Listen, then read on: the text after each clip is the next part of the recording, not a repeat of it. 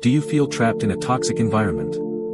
Even your own family? Like you're trying to hold on to your faith, but everything around you is pushing you the other way?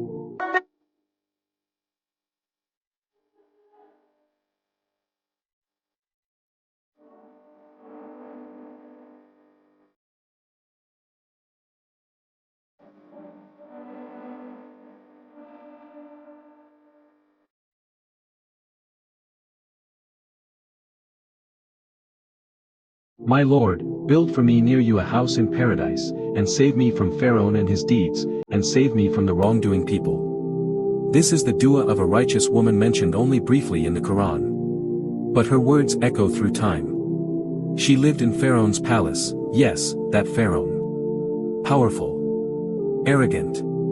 Abusive. And yet, she held on to her belief in Allah, silently, strongly, and with unwavering conviction. Her dua wasn't for luxury, escape, or revenge. She said, "My Lord, build for me near you a house in paradise." Notice, she didn't just ask for Jannah, she asked for closeness to Allah. That's what mattered more than comfort in this world. Then she continues, "And save me from Pharaoh and his actions, and save me from the wrongdoers." This is a dua for everyone who feels alone in a crowd. Everyone trying to be righteous in a corrupt home. Everyone holding on to Islam in an environment that mocks it. Allah heard her. And He immortalized her words in the Quran.